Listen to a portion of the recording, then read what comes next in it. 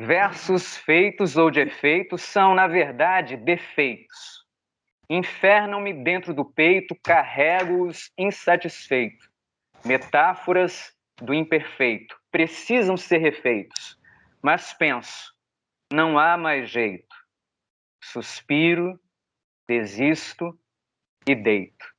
Guerrilha Noturna, poema do livro Ariete, Poemas Escolhidos, de Ricardo Vieira Lima, poema dedicado a Junqueira, Ivan Junqueira.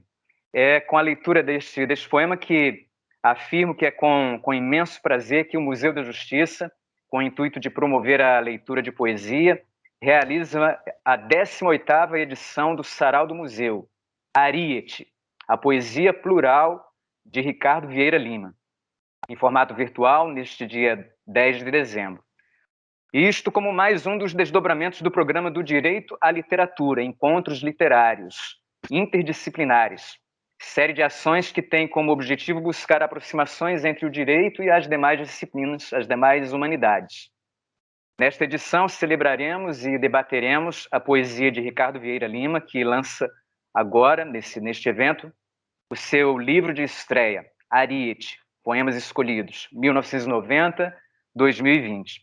Poeta, crítico literário, ensaísta, editor, antologista, jornalista, doutor em literatura brasileira pela Universidade Federal do Rio de Janeiro, UFRJ, e mestre na mesma área pela Universidade do Estado do Rio de Janeiro, UERJ. Ricardo também é servidor do TJRJ. Organizou e prefaciou os livros Anos 80 da coleção Roteiro da Poesia Brasileira, 2010, e Poesia Completa de Ivan Junqueira, 2019. Seu livro Ariete, Poemas Escolhidos, ganhou os prêmios Ivan Junqueira, da Academia Carioca de Letras, e Jorge Fernandes, da União Brasileira de Escritores, Seção Rio de Janeiro, UBRJ. Essa obra, até agora inédita, mas já conhecida parcialmente nos meios literários, possui poemas que, divulgados esparsamente ao longo dos últimos anos, motivaram comentários entusiasmados vindos de nomes nacionais e internacionais da literatura, a exemplo de José Saramago, Antônio Wais, João Cabral de Melo Neto, Marli de Oliveira, Jorge Amado, Olga Savary e Afonso Romano de Santana. As orelhas e a contracapa do livro reproduzem esses comentários. O encontro contará com as participações do autor, claro, e de Ítalo Morricone, poeta, crítico literário, antologista também, editor, curador de eventos culturais, literários e professor associado aposentado do Instituto de Letras da Universidade do Estado do Rio de Janeiro. Foi meu professor, de que me orgulho, professor do Ricardo. Está conosco também Marcos Paz, crítico literário, ensaísta. Oi? Desculpe interromper, mas meu professor também. Ótima menção isso. Essa expressão, momento para expressão de afeto, sim, muito pertinente. O Marcos é crítico literário, ensaísta, professor adjunto de literatura brasileira na Universidade Federal Rural do Rio de Janeiro, UFRJ, e contamos também com a presença de Marcelo Mourão, poeta, crítico literário, produtor cultural, mestre e doutorando em literatura brasileira na UERJ. Além de conversar com os convidados, todos os participantes hoje eles poderão ler poemas do autor, Ricardo, assim como de autoria própria ou não, e que preferencialmente dialoguem com a obra e os temas da poesia de Ricardo Vieira Lima. O Sarau do Museu continua com esse objetivo de resgatar a história e atualizar a forma das tradicionais reuniões literárias e musicais cariocas, tão ao gosto da Belle Époque e do Rio Antigo, em que os apreciadores de poesia e de música se reuniam para dizer e ouvir poemas e canções de sua preferência. O evento conta com o apoio das equipes de produção, representada por Sara Machado, e do Educativo, do Museu da Justiça, representada por Ludmila D'Angelis. A coordenação é minha e de Ricardo Vieira Lima. Nesta edição, eu atuarei como mediador, ao lado aí de Marcelo Mourão, nessa parceria que surge, e Ricardo será, claro, hoje o nosso convidado principal, especialíssimo, e graças à parceria da ESAD com o Museu da Justiça, nós temos a audiência, essa bela audiência que já está nos acompanhando, de mais de 100 pessoas conosco, pois essas atividades, as atividades literárias realizadas pelo Museu da Justiça, integram agora o processo de formação do servidor do Judiciário Carioca. Então, é com imensa alegria, Ricardo, que nós recepcionamos o lançamento do seu livro. Eu e o Ricardo convivemos, temos um convívio de longa data, esse é um momento importante para mim. Eu não seria o poeta que sou hoje sem esse convívio com o Ricardo, com essa amizade literária que se dá já há mais de uma década. Vamos passar agora uma espécie de entrevista inicial.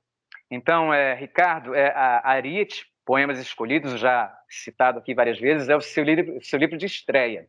Mas, ao mesmo tempo, ele saiu com cara de poemas reunidos, né? É uma espécie de antologia poética. Por que você resolveu publicá-lo dessa maneira? A sua estreia, aos 52 anos de idade, pode ser comparada à estreia de 2 outros poetas brasileiros, os quais demoraram muito a publicar e acabaram estreando, de certa maneira, a revelia de si mesmos, né? Dante Milano e Joaquim Cardoso. Você concorda, acha interessantes essas aproximações? Boa tarde, Lemos. Eu só não entendi direito a primeira pergunta, porque truncou na gravação. Você gostaria que você me ouviu a partir de que ponto? A partir da segunda pergunta. Então, veja, na primeira eu queria que você nos dissesse por que você resolveu publicar o livro dessa maneira. O livro ele tem um caráter de antologia poética, de poemas reunidos, você estreia aos 52 anos, então essas são escolhas que você fez. Eu gostaria que você falasse um pouco sobre isso e sobre essa possibilidade de comparação aí com o Dante Milano, Joaquim Cardoso, que também estreiam tardiamente em livro, né? A revelia de si mesmos. Seria isso. Ok.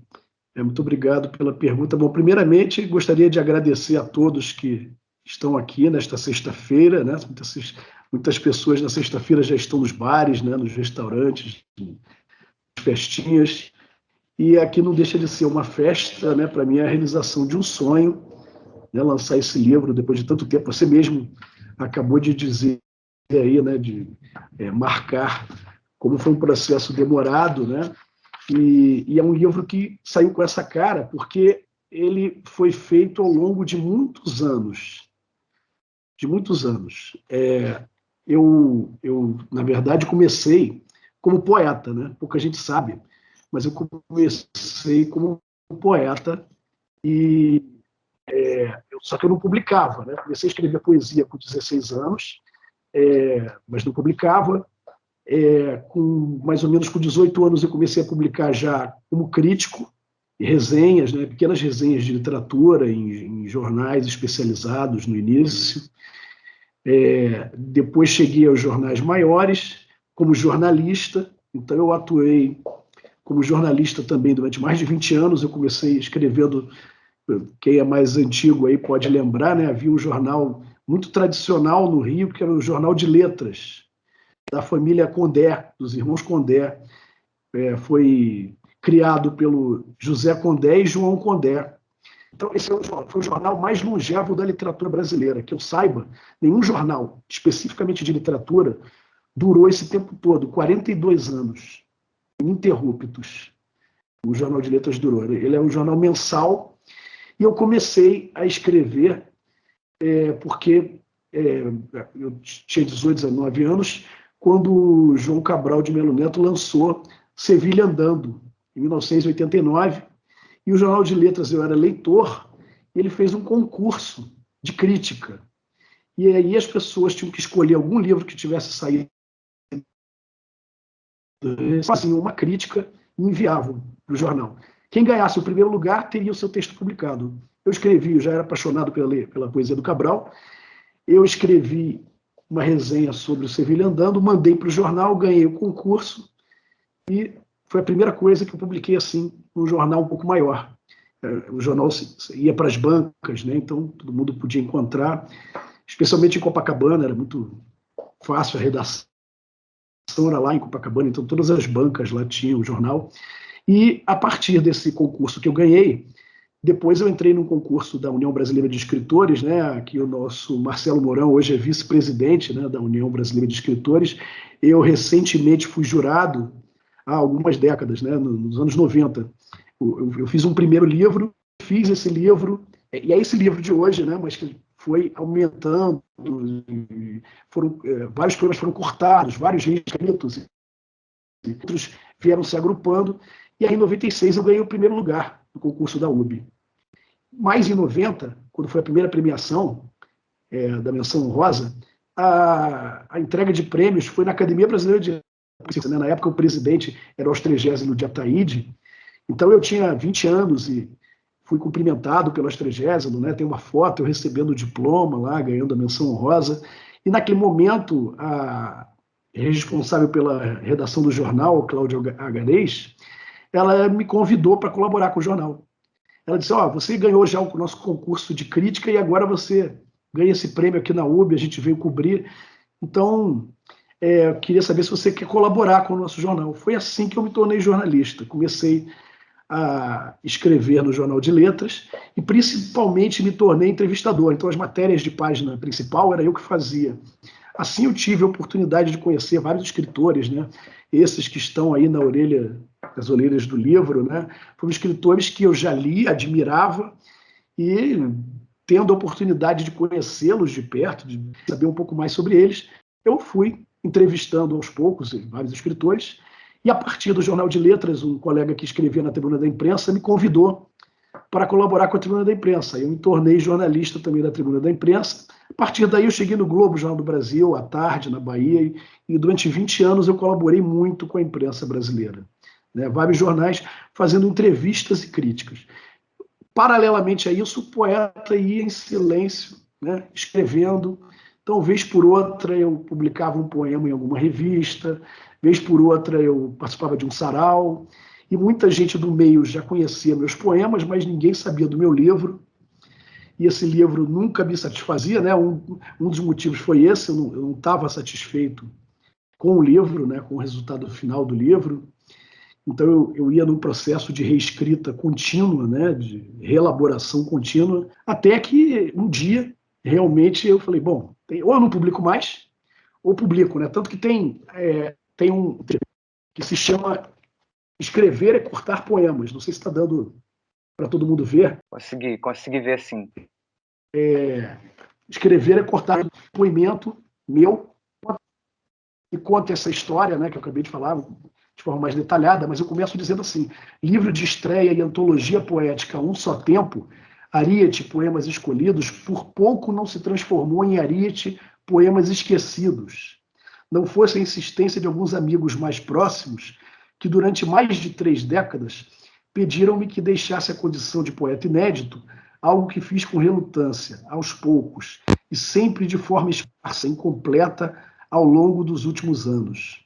Uma mistura de excesso de autocrítica com um pouco de falta de foco, além do estabelecimento de outras prioridades na vida, podem ter contribuído para este début en retard. E se escrever é coisa de nervos, como disse João Cabral, já no segundo poema do presente volume, afirmo, aí eu vou citar o segundo poema deste livro, que se chama Estirpe Tardia. Pertenço a uma rara estirpe. Nascido tardio, demorei a sentir. E o eu explica um pouco essa questão da demora e esse processo lento, de alegrias e de dores ao mesmo tempo, né?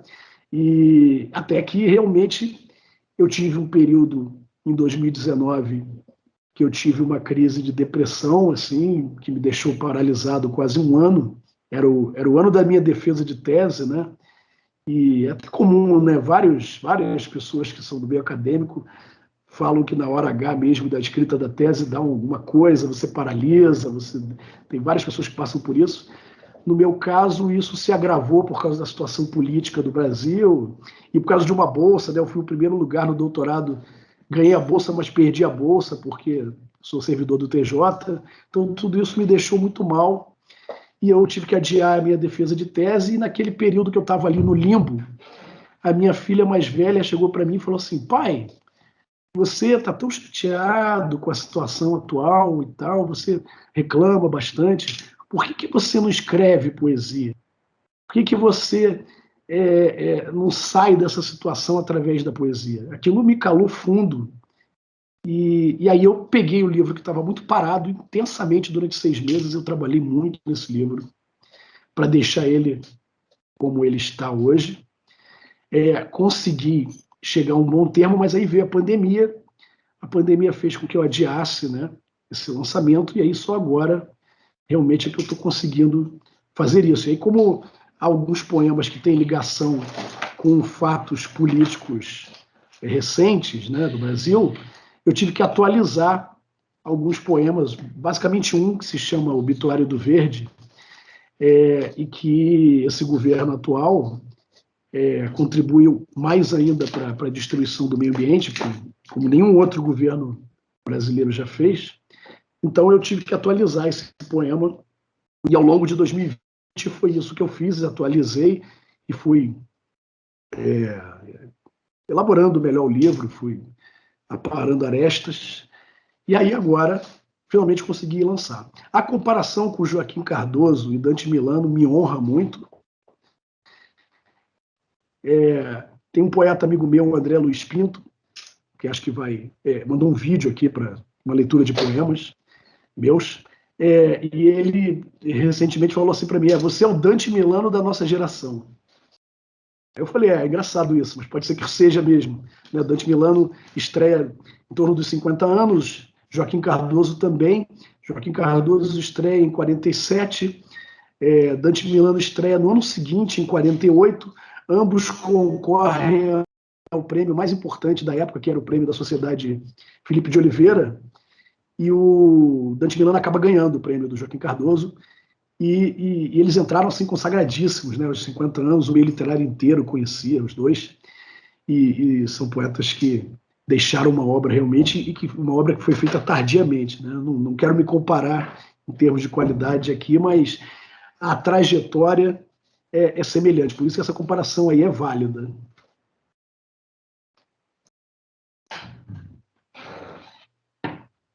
Bom, meu caro, acompanhar essa sua história afetiva, intelectual, é isso mesmo.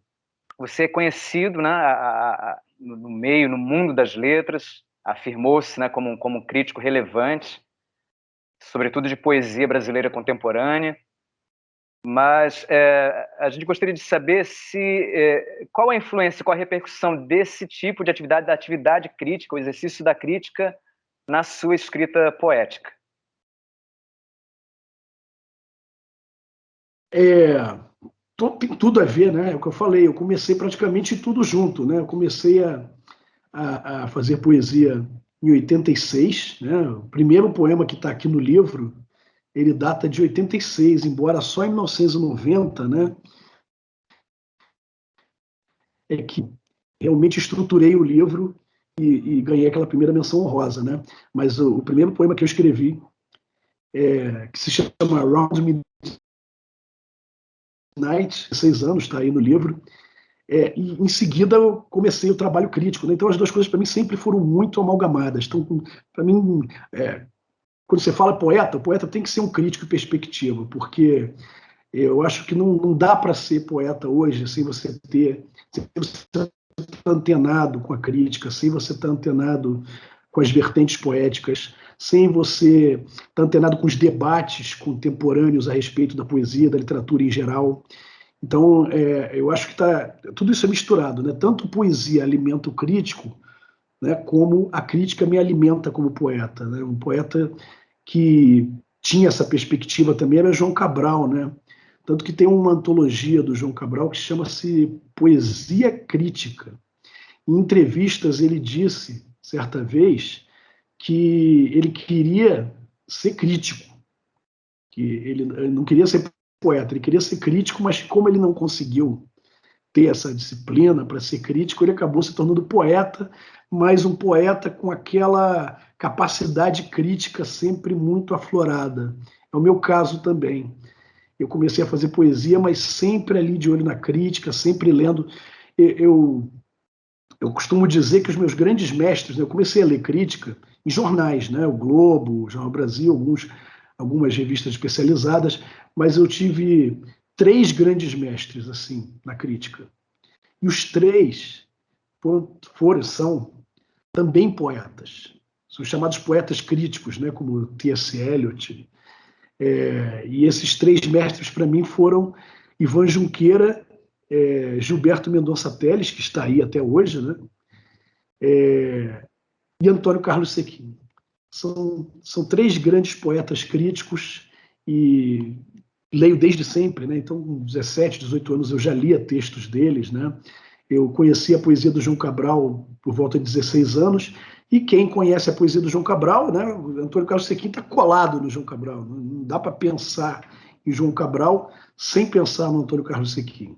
Então, do Cabral eu cheguei a conhecer o Sequin, nos tornamos muito amigos, né? O Sequin, inclusive, é meu padrinho de casamento, uma pessoa muito querida. Então eu li esses mestres, e então para mim está tudo muito misturado. Não dá para dizer assim, você prefere a crítica ou a poesia? Eu não abro mão de nenhum dos dois.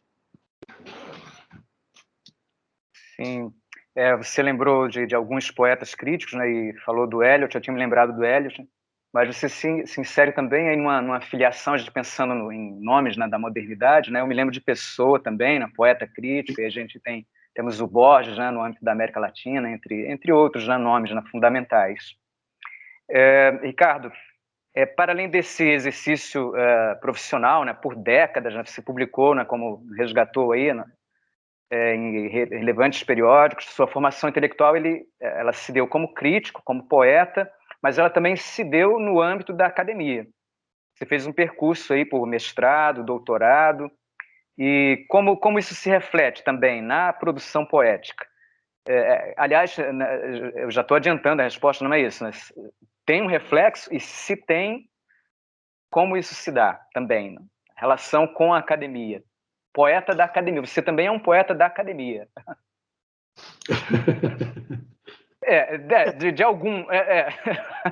Eu não me considero um poeta acadêmico, não, mas eu acho que a poesia... transitou pela academia, isso, né? Melhor dizendo. É importante dizer o seguinte, a poesia não prescinde absolutamente nada da academia. Tanto que nós temos grandes poetas que não foram da academia. Academia eu quero dizer da universidade, né? O Ivan João Cabral não tinha sequer curso superior. Veja que grande poeta. Ivan Junqueira não tinha curso superior. Veja que grande poeta. Não só poeta, grande tradutor, grande crítico, né? Ivan Junqueira, ele jogou bem nas três, né? Ele tanto foi grande poeta como grande tradutor, como grande crítico literário, e não foi da academia. O que ocorreu é que, especialmente depois que os cursos de letras se consolidaram no Brasil, muita gente passou a ir para a academia até como uma forma não só de trabalho, né, para você ter alguma renda, porque ninguém vai conseguir viver de poesia, né? Minha amiga Olga Savari, ela costumava dizer, né, eu não vivo de poesia, eu vivo para a poesia. E é isso, você não vai achar um poeta rico jamais, você não vai achar. Então você tem que fazer alguma outra coisa, né? Eu formei em Direito, fui para o Judiciário, mas muitos poetas, né, da geração de 60 para cá, sobretudo da geração 60 para cá, foram para a academia. Primeiro porque realmente é um pouco o que eu estava falando sobre a relação da crítica, né, com a poesia, né, um alimenta o outro, né?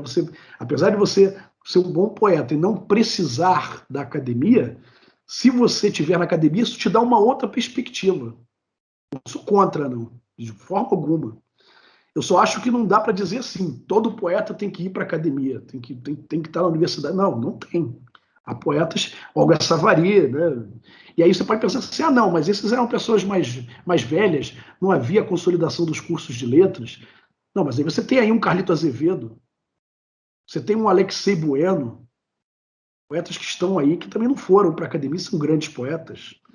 Então, não é uma relação imprescindível, mas acho que é uma relação saudável, que pode ser bastante saudável, bem-vinda. No meu caso, a academia me melhorou, não só como poeta, mas me melhorou principalmente como crítico. Eu já era crítico literário antes da academia. Me tornei um crítico literário muito mais capacitado e muito melhor depois do meu mestrado na UERJ, né? E aqui, Ítalo, agradeço demais a sua orientação no meu mestrado. Ítalo também é um mestre para mim. E assim, foi demais assim, foi cursar o mestrado na UERJ. Eu tenho assim, saudades, guardo no coração a UERJ.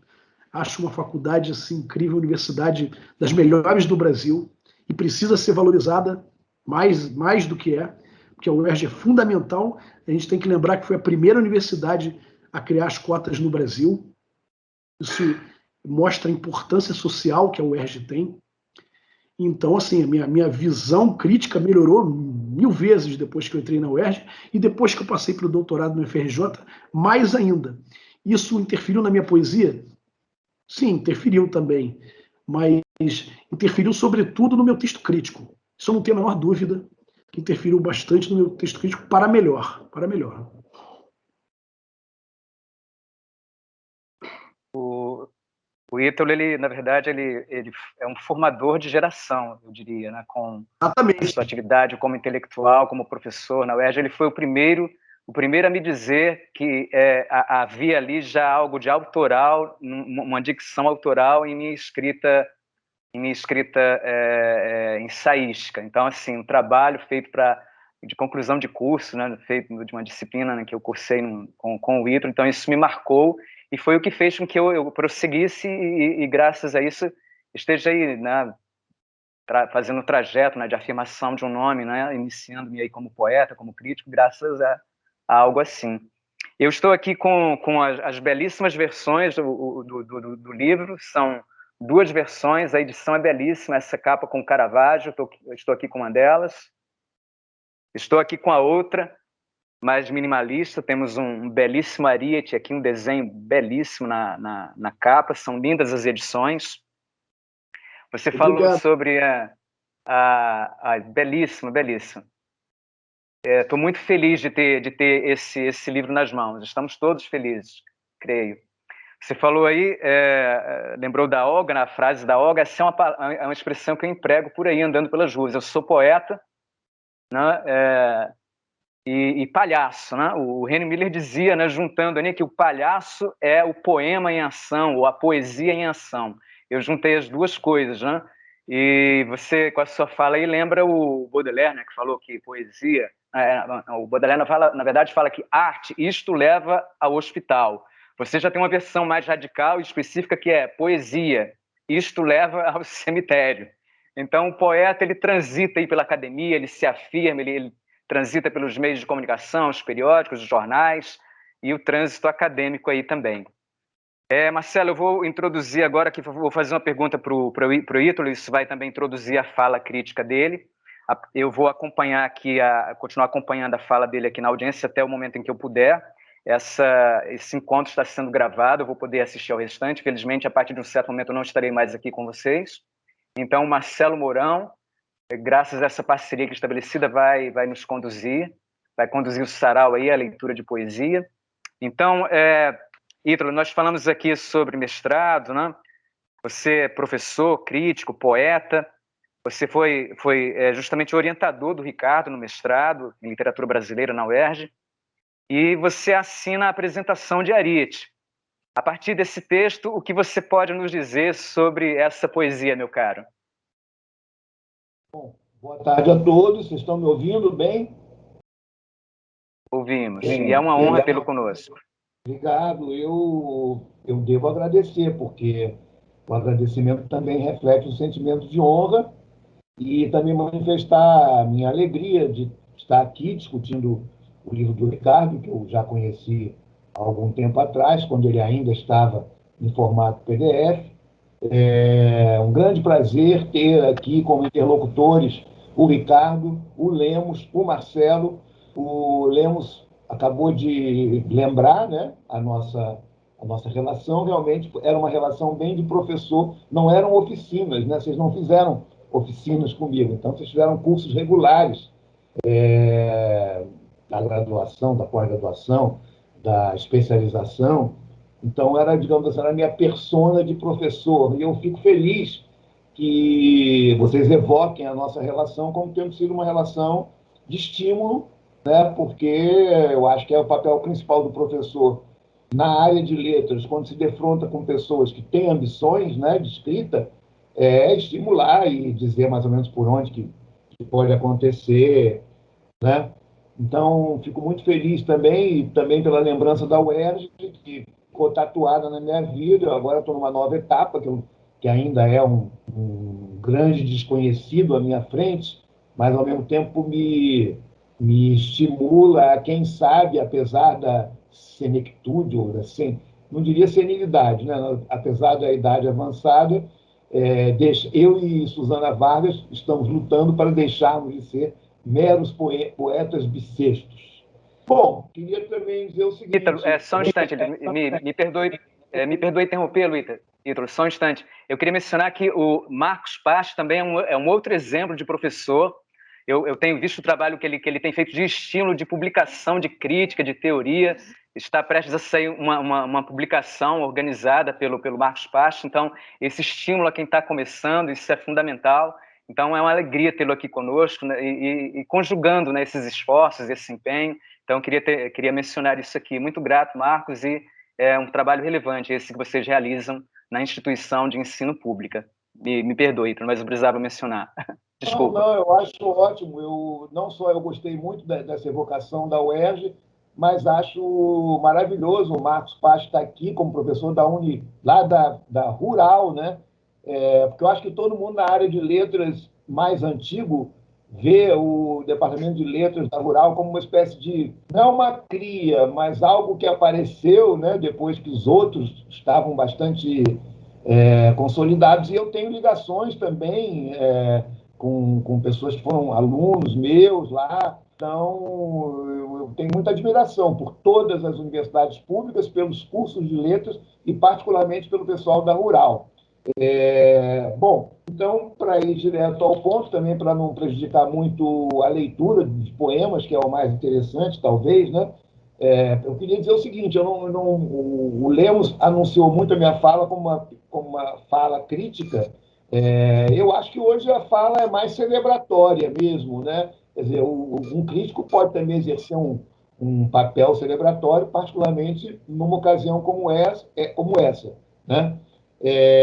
Mas a primeira observação que eu queria fazer é o seguinte: o salto que a publicação de um trabalho poético, que eu conheci o trabalho do Ricardo Ariete, eu acho que ele fez algumas modificações, né?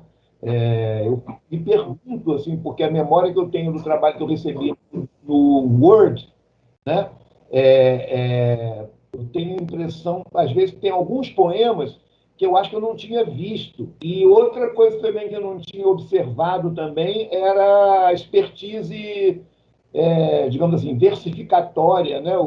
Tem vários poemas aqui no livro que são muito bem metrificados, muito bem rimados, sonetos, e fora a um Itabirano com Amor que o Ricardo pratica aí, né? A terça rima, os decassílabos e tal, com muita destreza. Eu não tinha prestado muita atenção nisso, porque como a minha formação primeira é vanguardista, digamos assim, depois eu fui abrindo, sempre estou mais interessado no jogo, né, semântico do poema e tal, e na originalidade, nas formas, né?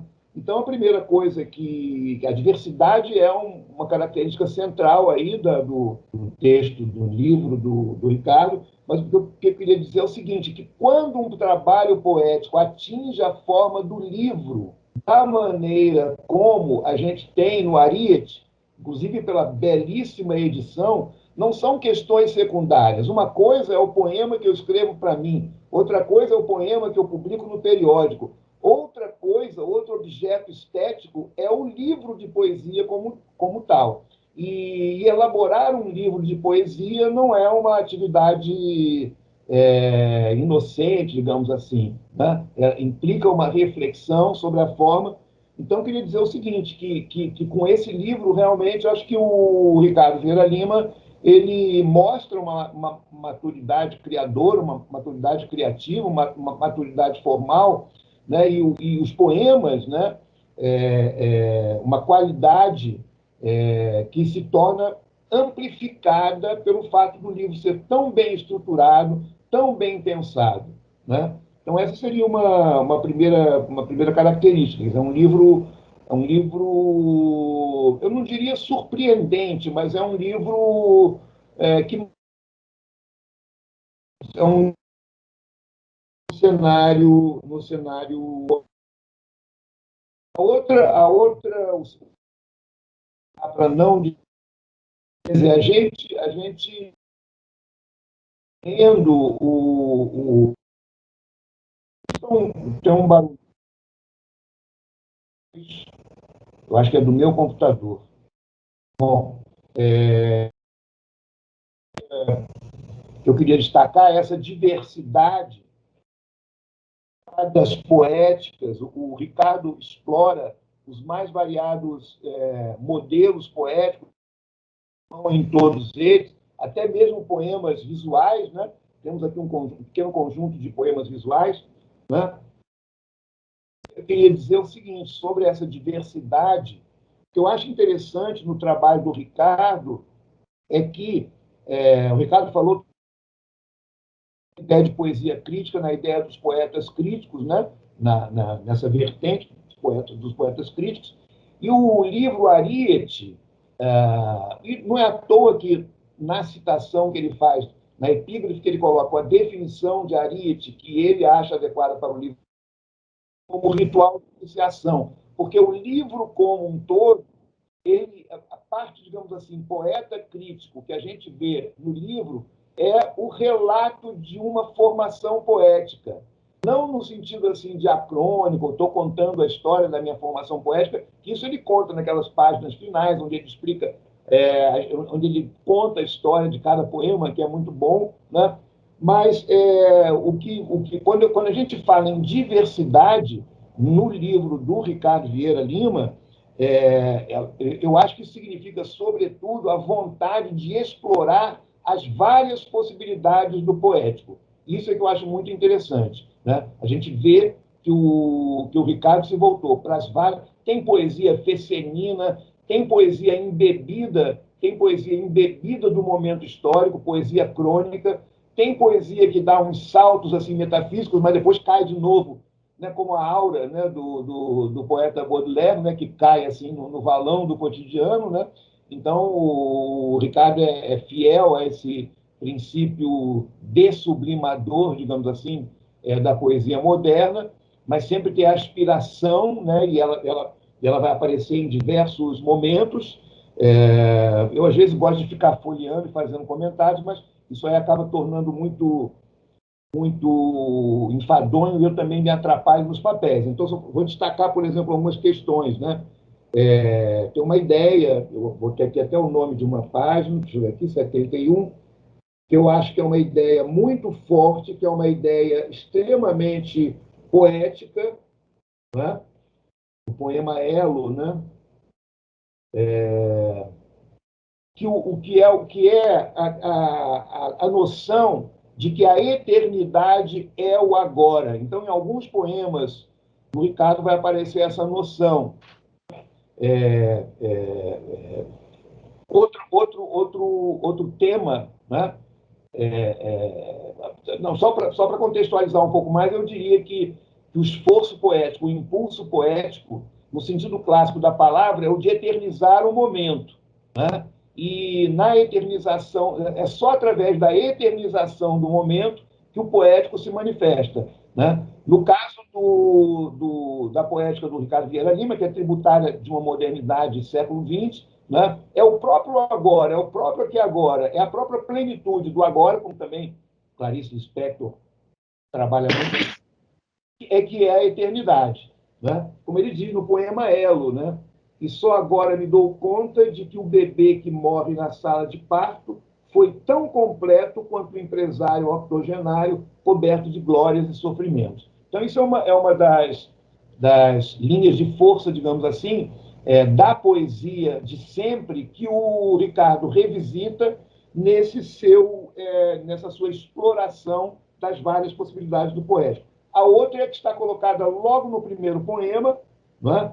O escrito para as paredes, que é toda a questão da solidão do poeta. A palavra poética não pode escapar dessa sua contingência, né? Mesmo quando o poeta fala de questões sociais ou de questões bem atuais, digamos assim, tem a seção, tem esse poema, que é um poema em prosa, né, que é realmente um texto bastante marcante, que está nessa parte aqui, 3 poemas datados, os poemas datados, né, os poemas datados do Ricardo, né, e ele tem esse Obituário do Verde, que é um poema que não é um poema, uma pescagem de situações que levam à indignação da situação brasileira. Então, eu acho que justamente nesses poemas datados, você tem aí esse encontro, né, entre atualidade e eternidade. Quer dizer, que quando ele fala do verão, né, que o verão se repete sempre, né, de uma forma ou de outra, quando ele fala das coisas horrorosas que acontecem no nosso país, ele está falando de questões que são contemporâneas, é o verão de 95, mas é o verão de 2021, bom, sem pensar a pandemia, né? E também muito interessante a presença do humor, né? Em nenhum momento o Ricardo tem uma confiança brutal no poético, na poesia, mas ele em nenhum momento abandona esse viés moderno, né? E então tem os poemas de humor que são muito interessantes. Eu queria levantar assim, um último ponto, né? Além desse que eu falei, desse tema, o seguinte: o Ricardo reivindica a tradição do poeta crítico, perfeito, né?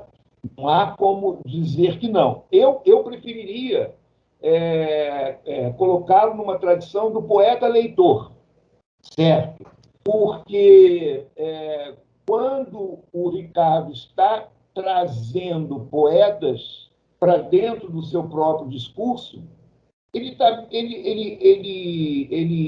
o que passa para nós é a relação de intimidade de leitura, mais do que uma teorização. Não é propriamente uma metapoesia, é uma poesia de incorporação, digamos assim, incorporação de poéticas, porque também não teria sentido inventar poéticas. Nesse sentido, ele é um pós-moderno, porque as poéticas estão à disposição, e ele faz com essas poéticas tudo aquilo que é possível fazer.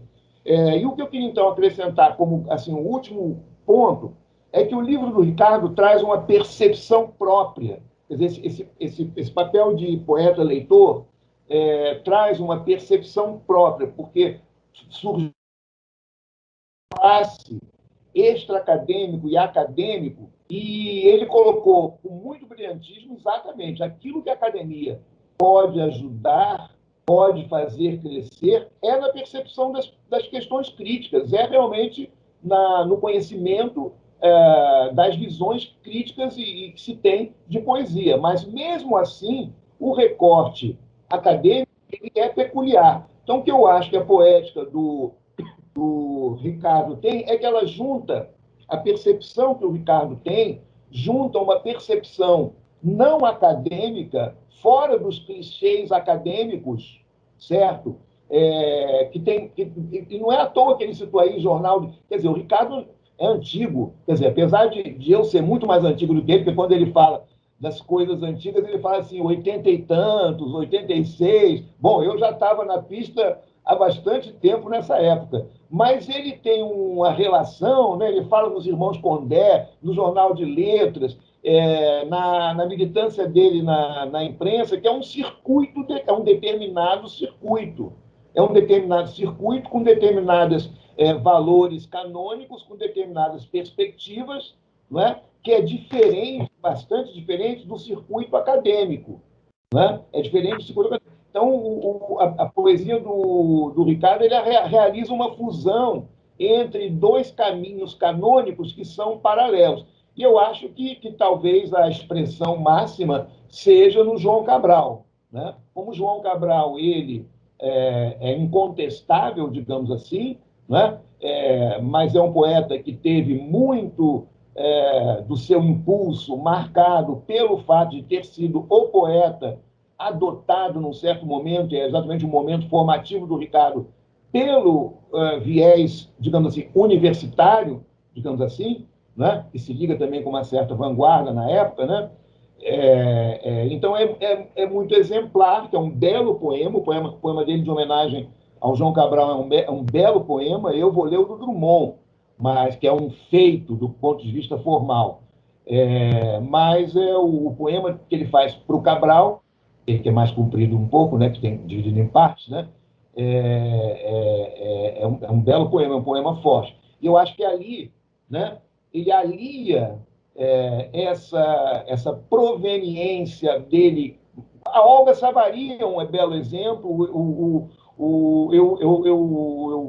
Eu tenho inveja do Ricardo, porque o Ricardo teve muita convivência com a Olga Savary. E a Olga Savary é uma poeta que eu amo, acima de todas as coisas, e era uma pessoa com quem eu travei uma relação também, né? E ela tinha uma percepção muito grande desses dois trilhos do universo poético brasileiro. Um universo determinado pelo universitário e um universo determinado por uma circulação mais ampla da poesia, principalmente em jornais e suplementos.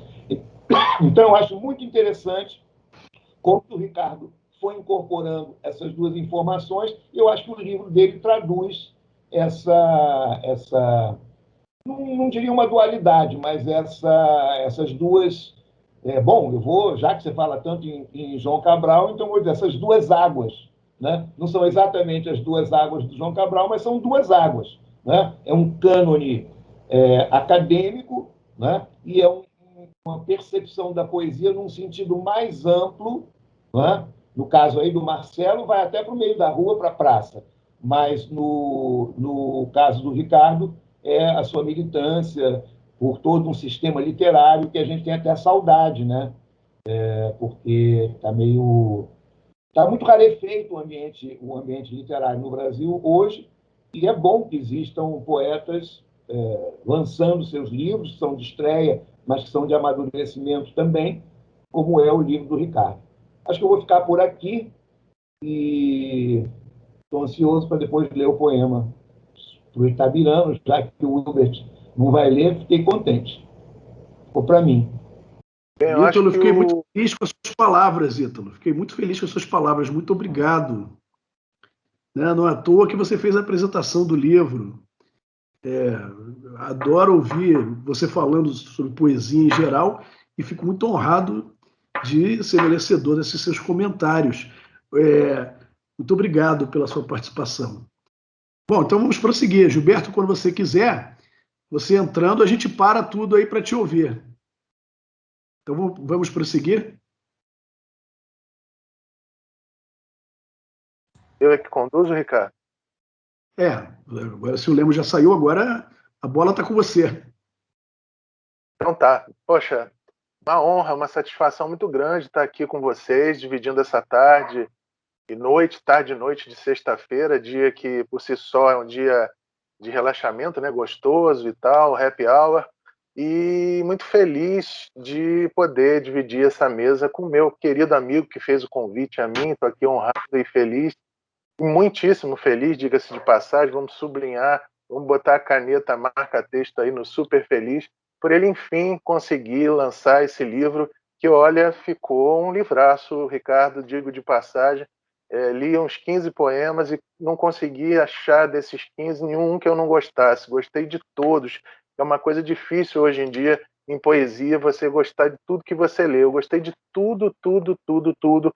Concordo com as palavras do quem eu chamo de mestre Ítalo, também meu mestre. Daí eu interromper abruptamente até a fala do Lemos. Ele que me fez chegar até você, não sei se você sabe que Ítalo me fez chegar até você. Eu sei. Porque, você sabe, né? Eu já te contei. Porque na medida em que ele, entre eu estudar o pós-modernismo nas letras do Legião Urbana e estudar a poética urbanista dos anos 80, ele me falou, olha, vai por esse caminho que você... Então ele arrumou a minha estrada, bastante da minha estrada de pós-graduação, né? No mestrado, doutorado. Ele foi um diferencial na minha, posso dizer assim, na minha carreira universitária. Ítalo deu Na nossa. direção e compasso, né, como diz o Gil. Régua e Compasso foi dada pelo Ítalo, um grande mestre, que eu carrego com carinho no coração. E o nosso Gilberto Mendonça levantou a mão e eu vou dar a palavra para outro mestre da literatura aí, nosso Gilberto Mendonça Teles. Beleza. Então, vou ler um poema de Ariete, do livro Ariete, que está sendo lançado, do nosso João, do nosso Ricardo Vieira Lima, pessoa que admiro e cuja obra agora eu vou ler com todo carinho. O poema que eu escolhi é Um Amor, a Maria Cristina. Um amor como este, eu sei, não vai ter fim. Há de ficar nestes versos eternizado, pois que a poesia, ao servi-lo e consagrá-lo, urdiu seu canto e seu encanto para mim. Um amor como este, eu sei, não tem futuro, não tem passado ou presente, é atemporal. Vai nascer, está nascendo, nasceu bem antes dos amantes. É amorável e amoral. Não vai morrer. O que se sabe é o que se sente. Um amor como este, eu sei, é para sempre. Obrigado pelo seu livro, meu caro Ricardo Vieira Lima. Abraço para você e para o Mourão, que eu não conheço pessoalmente, mas passo a admirar também agora. Um abraço para você. Obrigado, Gilberto. Muito obrigado, Gilberto. É uma honra. A Márcia está super feliz aqui. Esse poema foi escrito para a Márcia quando nós nos tornamos noivos. Ela está super feliz aqui de ter tido essa homenagem, você lendo esse poema. Cumprimentos Márcia, para ela. Obrigada, desculpa, Mourão. honra. Leia você agora, né? Fale você agora. Márcia. Tudo bem, menina? Ainda, não sei se ainda me ouvem. Leitura. Estamos ouvindo, sim. É você agora. Mestre, muito obrigado. Só corrigindo, a gente se conheceu muito rapidamente na plateia do Poesia Simplesmente da Laura Esteves. Eu lhe presenteei, se não me engano, com Máquina Mundi, que é meu segundo livro. E eu me lembro, agora me lembro. Pena que só uma vez nos vimos. Queria lhe ver mais vezes. E, inclusive, o senhor chegou para mim e disse assim, vamos conversar, vamos tomar um café. Então, esse café eu quero tomar ainda com o senhor. E por que não tomamos um café aquele dia? Não sei, não nos reencontramos. Eu estava para lhe mandar um e-mail. Pede o nosso Ricardo aí, ele tem meus endereços. Entre em contato comigo, então, gostaria muito. Tem livro para você também. Opa, que maravilha. Eu tenho todos os seus livros, quase todos. Que beleza. Vamos lá. Grande abraço, mestre. Quero ouvi-lo, hein? Bom, vamos dar continuidade agora, depois dessa participação emocionante. Ô, Ricardo, esse poema aí que o mestre Gilberto nos leu com tanto carinho e destreza, ele foi um poema que eu deixei ali em cima da mesa hoje da sala. E a minha mãe leu e falou, nossa, mas que poema lindo que você fez. Eu falei, não é meu poema, quem dera que fosse. Rapaz, você agrada, tua poesia agrada a todo mundo, desde a mais alta acadêmica a simples dona de casa. Que maravilha. Parabéns pelo grande livro, Ricardo. Demorou, mas valeu a pena. Estou arrepiado, feliz de você estar lançando essa obra belíssima que você está lançando, rapaz. Parabéns. Muito obrigado. Muito obrigado de novo, Gilberto. Olha, peço desculpas porque saio agora, tá bem? Um abraço para vocês. Não, imagine. Maravilha, Gilberto. Muito obrigado. Muito grato. Abração. Bom final de semana. Bom, como eu estava dizendo, então, concordo com todas as palavras do professor, mestre Ítalo Morricone, meu mestre também, né? Foram precisas, né? Eu acho que um livro pós-moderno, sim, ousado, mistura o clássico com o moderno, com o atual, aí todas as palavras bem colocadas do professor Ítalo, essa mistura corajosa, eu acho isso coragem pura. Eu também sou assim, gosto de coragem, gosto de poeta corajoso, que mistura poesia visual com poesia discursiva, enfim, 10, se pudesse dar mais que 10, Ricardo. Estou entusiasmadíssimo com esse trabalho. Você entra por hall de poetas que me fazem pensar, e teu livro é uma fonte não só de prazer, de fruição, de prazer, mas de leitura e estudo. Eu acho que é um livro de estudo. As coisas que eu li, estou impressionadíssimo. Parabéns. Bom, agora chamar um professor... nada. Estou aqui... bom, vamos lá que o tempo está corrido. Bom, vou chamar um professor que eu admiro ao longe, tá? Que eu acompanho ele no Facebook, os trabalhos dele no Facebook, as postagens dele são muito interessantes, muito inteligente, muito sensível, muito bem-humorado. Adoro o amor que ele troca ali com o professor Bosetti. É um amor que eu dou risada. Controverso. Bom, mas se amam do jeito deles, mas eles se amam. É verdade. Dizer, Marcos, que é um prazer, uma honra, um carinho muito grande por você, mesmo de longe, porque você tem trabalhos muito legais. Quero conhecer mais a fundo o teu trabalho do que eu já conheço ali, como fã ao longe, né? E que bom que eu estou aqui dividindo essa tarde com você. Antes de te dar a palavra e te fazer a pergunta, né, dizer que eu também estou feliz de encontrar essa plateia de mais de 120 pessoas. Não é fácil uma live ter isso, eu acho que é uma vitória imensa. Nem presenciais, eventos presenciais conseguem... Às vezes a gente consegue botar 30, 60 pessoas e a gente, com 60, já acha que é maravilhoso. E o Ricardo hoje está botando 120 pessoas aqui que estão com o maior carinho e maior amor, vindo aqui dar a participação delas, né, e o carinho delas para ele. Então, Marcos, dizer para você que muito legal você estar aqui, uma honra estar dividindo essa mesa com você e com essas pessoas da plateia queridas aí, Laura Esteves, Tanús Cardoso, Sequim, o mestre Gilberto Teles e outros, Ana Maria Mignone, enfim, muitos, e vamos lá. Marcos, você também é professor universitário, né, como eu já falei, né, da Rural, né, da Universidade Rural, crítico literário e assim no prefácio desse livraço, né, o Ariete. Quais seriam as principais características dessa poesia do nosso Ricardo Vieira Lima que você pode destacar aí para a gente? Boa noite, Mourão. Boa noite, Ricardo. Boa noite, Ítalo. Boa noite às pessoas que acompanham o lançamento. Antes de responder, eu vou perguntar se me ouvem e me veem bem. Sim, sim. Ótimo. Bom, eu preciso cumprir o protocolo, agradecer pelo convite que tanto me honra, que partiu do Ricardo. Você falou do número de pessoas que aqui estão, né? Então, isso demonstra que o Ricardo é um sujeito muito conhecido, respeitado, querido e me convidou para a assinatura do prefácio, né? E isso, para mim, é uma demonstração de distinção muito grande. Quero dizer também que, no momento em que vocês apresentavam o Ítalo, o Lemos declarou que tinha sido aluno do Ítalo, o Ricardo também, e você, Mourão, complementou. E justamente naquele momento, o Sequim apareceu.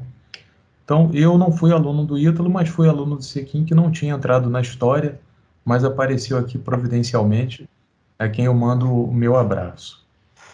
Eu agradeço ainda ao Ítalo pelas palavras generosas, né, em relação ao meu curso, à minha universidade, dizer que isso para mim também é motivo de distinção. E eu vou responder, Mourão, dizendo assim, e claro, devo complementar dizendo que o Roberto Bosetti, que é meu colega e é poeta também, ele sofre de um amor não correspondido, então acho importante frisar isso. Mas quero... Despeito, né? Então é despeito puro dele. Sim, absolutamente. É uma paixão ultra romântica. Então, vejam... Você não dá como é que se diz, a volta, né, o retorno a ele, ele fica daquele jeito, né? Sim. É um Álvaro de Azevedo contemporâneo. Mas então, vejam o seguinte, o Ítalo, ao falar da obra do Ricardo, fez uma associação a uma linguagem, a uma poética, a uma postura pós-moderna. Então, eu acho que, de certa maneira, me cabe fazer algo semelhante e, pós-modernamente, assimilar tudo o que o Ítalo falou, porque, de fato, o que eu tinha preparado para dizer vai muito na direção do que ele disse. Curiosamente, o Ricardo declara que escrever é cortar poemas, mas esse poeta que corta poemas é um poeta que assimila poéticas. E tendo em vista que o Ítalo falou muito bem e Gilberto Mendonça Teles aqui nos brindou a todos com a sua leitura, o que para mim foi motivo de surpresa, eu peço a sua licença, Mourão, para já passar a leitura do poema que eu escolhi, porque me parece que a leitura poderá responder muito bem àquilo que você pergunta. E eu já passo aqui a leitura do poema Nova Carta de Intenções, que no livro está na página 165 e que vai dizer o seguinte: há 30 anos escrevi: não quero ser um poeta a mais, quero ser o poeta a mais. Tolice pueril de um adolescente presunçoso? Ou realmente cabe ao poeta, com o seu verso, almejar o universo? Minha nova carta de intenções anuncia meu plano de obras mais recente: fazer poesia com uma esponja nas mãos, aderindo, aderindo o tempo todo, sentindo, sentindo todo o tempo, para enfim poder dizer o que é preciso com sabor, empenho e sorte. Não quero ser o poeta a mais, nem quero ser um poeta a mais. Quero ser humano a mais. Então, me parece que isso sintetiza bastante bem o ser poético do Ricardo Vieira Lima, na medida em que, conforme destacou também o Ítalo, por vezes, de uma sessão para outra, são 8 as sessões do livro, de uma sessão para outra, nós verificamos uma mudança de linguagem radical. Então, o Ricardo, ao apresentar o volume que lhe coube naquela coleção extraordinária, o Roteiro da Poesia Brasileira, publicada pela Editora Global, o Ricardo empregou o termo pluralismo para falar da poesia dos anos 80, né, período em que ele surge como poeta, conforme ele disse aqui para nós, que começa nesse ofício em 1986. Então, esse termo me parece ser absolutamente pertinente para falar desse poeta que, aqui para nós, é um estreante, mas é um estreante já bastante amadurecido, e aqui para nós está lançando o seu livro, e é um livro repleto de poéticas dentro dessa unidade. Então, me parece que isso já é adequado para falar. E agradeço bastante. Bacana, então. Eu vou aproveitar e também concordar com você. Pode falar, Ricardo. Só para agradecer. Muito obrigado, Marcos. As pessoas talvez venham gostar dos poemas, mas não deixem de ler de jeito nenhum a apresentação do Ítalo Morricone e o prefácio do Marcos Paz, que são coisas maravilhosas, assim. São textos que vão assim, são certeiros e muito bem escritos e profundos. É verdade. Eu, por exemplo, sou um leitor que eu leio tudo, orelha, tudo. Os paratextos são muito importantes, né? Sempre para dar coloridos e chaves de leituras, outras possíveis chaves de leitura interessantes, né? Que não são as únicas, mas são a serem levadas em consideração, né? Bom, vamos lá então? Eu vou então abrir a rodada de poetas, de pessoas que vieram aqui, não só poetas, mas para lerem o trabalho do Ricardo, celebrando esse grande livro, celebrando o nascimento dessa obra que levou 30 anos de expectativas de todos nós amigos de Ricardo. Enfim, uma obra que não, de modo algum, conseguiu, com o resultado que alcançou agora, não conseguiu nos decepcionar. Foram 30 anos muito bem aproveitados, eu estou impressionadíssimo mesmo, não é brincadeira não. Eu venho de família italiana, por isso que eu sou assim, eu fico repetitivo, né, falando a mesma coisa toda hora. E os italianos são muito repetitivos, muito sanguíneos, mas vamos lá. E eu vou dar origem, assim, eu vou dar início a essa roda de amigos falando poemas, né? Já que eu escolhi vários, mas ele falou, não pode ler vários, lê um ou dois, mas então vou ler o primeiro, que é justamente um poema que fala dessa coisa do pós-modernismo, que é um das gratas surpresas, né? Eu não esperava encontrar isso no trabalho do Ricardo, e é assim, uma ponte. Eu e o Ricardo temos várias interseções, né? Nós temos várias identificações, não é à toa que ficamos logo amigos de cara, e cada vez mais amigos estamos ficando. Mas saber que ele também é pós-moderno e gosta de alterar dicções dentro da obra dele, ousar, ter coragem, misturar, enfim, estou cativadíssimo por esse lado também pós-moderno. Descobri um companheiro de visão que a gente já tinha, né, trocando informações, conversas, enfim, sobre o atual conceito de arte, a Zygmunt Bauman, que nos salvou do óbvio. É a paráfrase, né? A epígrafe, melhor dizendo, epígrafe que nos coloca o nosso querido Ricardo. Vamos ao poema sobre o atual conceito de arte. E como ficou chato ser moderno, agora serei pós-moderno. Eis o conceito atual de arte. O Baudrillard, o Lyotard, o John Bart, o Baba, o Giddens, o Anderson, o Hutchon, o Huyssin, o Jameson. Fácil e popular, caiu no gosto, embora seja impreciso e fosco. Obrigado. Bom, então agora vamos chamar agora o nosso querido, meu querido dele também, nosso querido Adriano Spínola. Ele está aí, o Adriano Spínola? Por favor, Marcelo, o Sequim acho que está há mais tempo. Você pode chamar o Sequim primeiro? Posso. Então, com vocês, o professor, poeta, escritor Antônio Carlos Sequim, falando Pórtico, poema da página 169. Seja bem-vindo, professor Sequim. Obrigado. Boa noite. Estão vendo e ouvindo bem? Sim. Certo. Então, eu agradeço a esse convite, é um motivo de alegria e de festa, né? Finalmente, esse livro, né, pelo qual eu esperava já há tanto tempo, né? Agradeço aí o Marcelo, a chamada, e dou um grande abraço aqui ao Ricardo, todo mundo que eu estou vendo na tela aqui, Marcos Pacho, Adriano e Ricardo. Né? Por acaso, 3 pessoas com as quais eu convivi muito e estão vinculadas também aos cursos de pós-graduação, né? Bancas que eu orientei, dissertações ou teses, ou bancas de que eu participei. E, nesse livro tão plural, eu escolhi aqui o poema Pórtico. Quem quiser acompanhar e se tiver o livro à mão, é na página 169.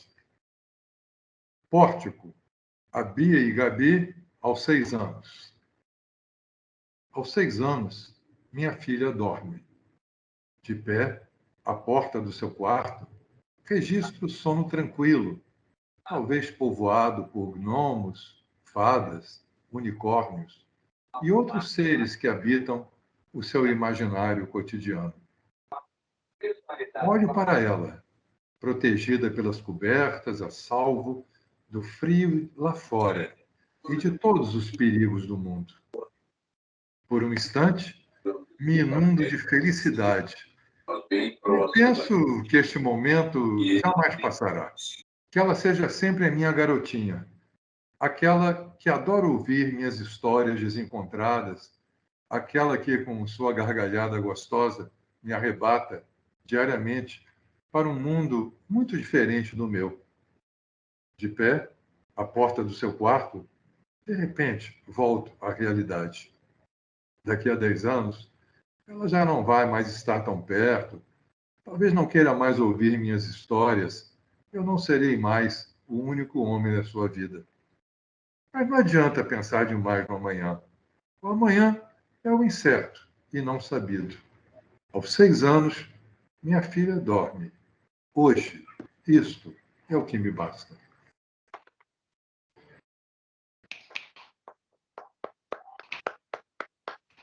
Obrigado. Muito obrigado. Uma Muito honra obrigado e uma pela... alegria ter você aqui conosco. Com Ter certeza, você, uma... Gilberto, abrilhantando aqui é uma emoção muito grande. Obrigado.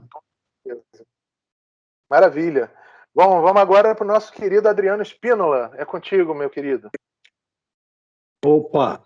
Bom, em primeiro lugar, eu quero dar boa noite a todos e dizer da minha alegria, da minha honra em participar desse evento, desse lançamento virtual do nosso querido Ricardo Vieira Lima, querido amigo de longa data.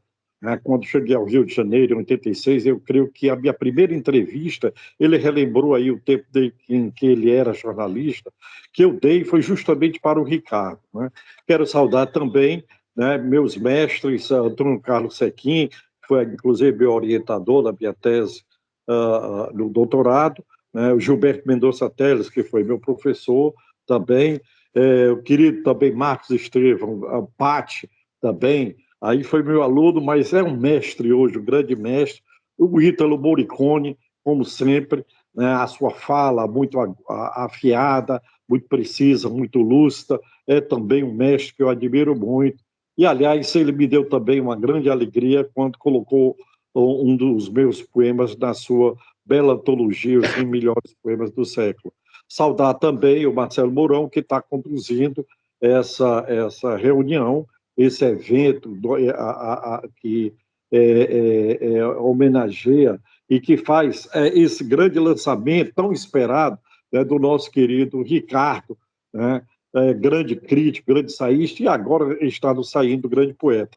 Eu telefonei para ele e disse: Ricardo, você me deixou aqui numa situação difícil, que li seu livro e de cara gostei assim, de uns 10 poemas. E eu estou com dificuldade até de escolher um poema que eu gostaria de ler. Né? Aí ele lembrou que um dos poemas, eu que dei o título, o chamado Objeto Estático, é um metapoema, né, que está na página 29, né, e ele que lembrou que eu que dei esse título, Objeto Estático. É isso, Ricardo? Errático. Não, errático. Desculpe, é objeto errático, isso mesmo. Objeto errático, na página 29. Então, diz o Ricardo, com grande consciência, né, do fazer literário, do fazer poético. O poema não é um corpo estático, um mar calmaria, um toque surdo, tampouco uma fera raivosa, uma selvageria, um cão vagabundo. O poema, esse objeto errático, é uma alegria dolorosa. Que beleza, Ricardo. Parabéns, obrigado. Parabéns a você e a Márcia, a sua musa. Estamos todos aqui, todos os seus amigos, certamente agora leitores, né?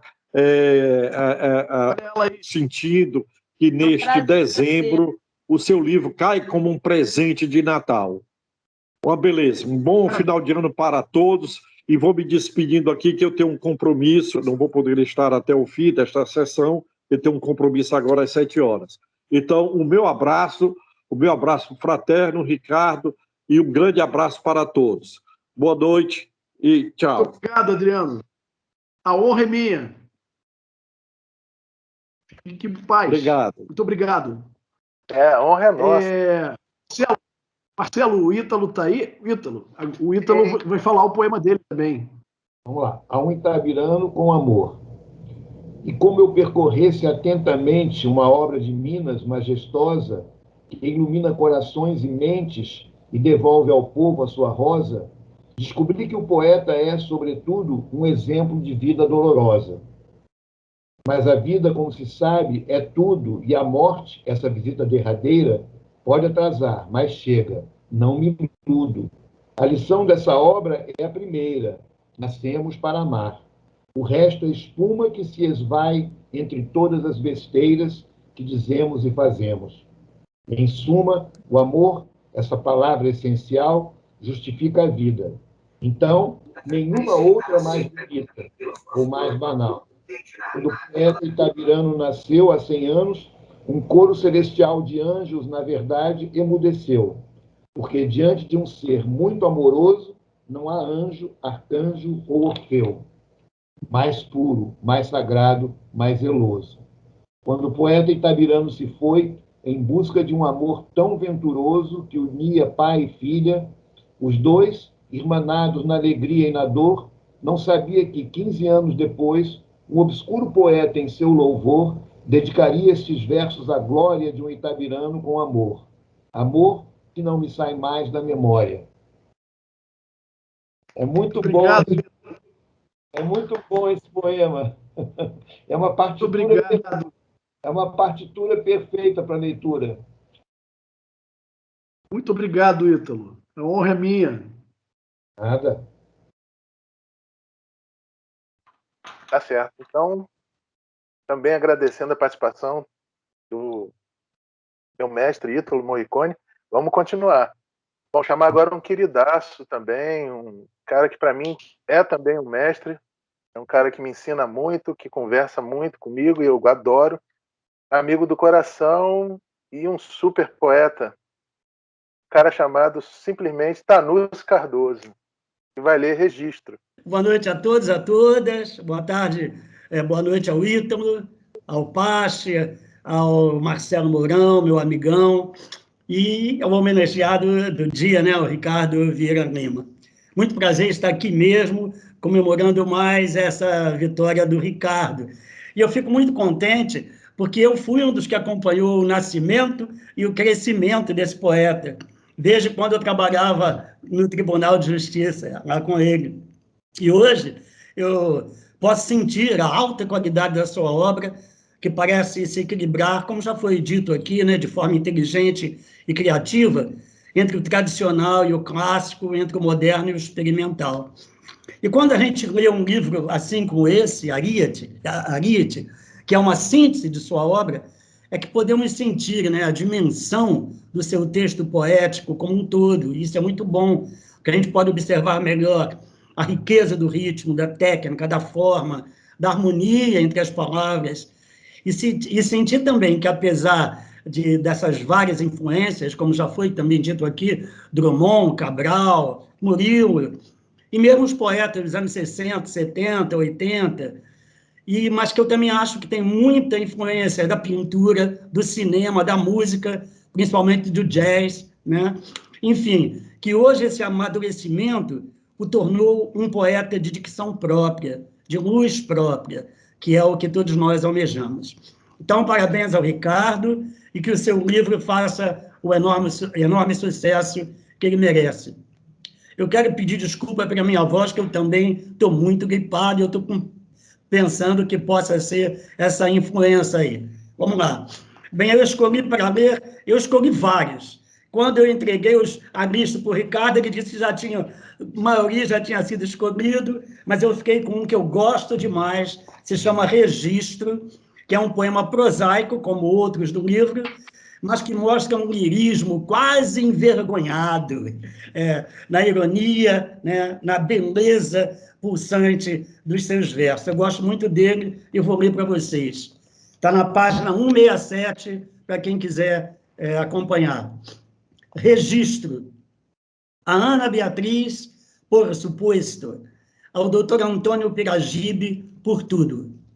Diz assim: minha filha nasceu no dia 23 de junho, véspera de São João, às 23h26. Pesava 2,7 kg e media 49 centímetros. A torcida era para que a menina viesse meia hora mais tarde. Uma amiga sugeriu, inclusive, o nome Joana, para o caso de nascimento ocorrer no dia 24. Data festiva, nome forte, masculino e feminino. Mas não deu para adiar. A vida não espera.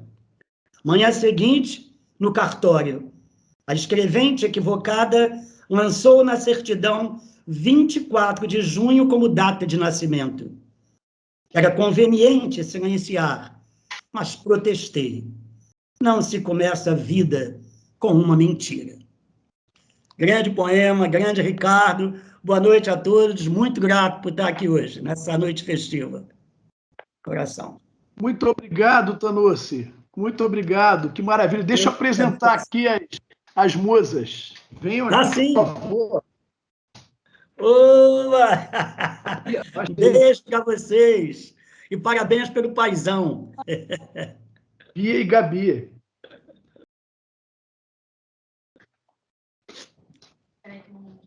Beijo. Muito obrigado, Tanucci. É uma honra ter você aqui. Honra minha. Tanucci é uma das pessoas que fez um comentário na orelha, um comentário que me emocionou profundamente, e que quando eu tinha publicado alguns poemas na revista Malar Margens, e o Tanucci espontaneamente foi lá, deixou esse comentário belíssimo. Aí eu falei, Tanucci, eu quero incluir na orelha, posso? Aí ele autorizou na hora, eu fiquei muito feliz, é um texto belíssimo. Quem quiser dar uma olhada lá na orelha, não vou falar aqui para dar suspense um pouco. Um beijo. Uma honra, Ricardo. Obrigado. Beijão para você. Tchau. Boa noite. Boa noite. E o interessante, Ricardo, primeiro dizer que adorei conhecer tuas filhas também, que eu não conhecia. Adorei. Parabéns pelas filhas também. Não só pelo filho de hoje, mas pelas filhas que você tem.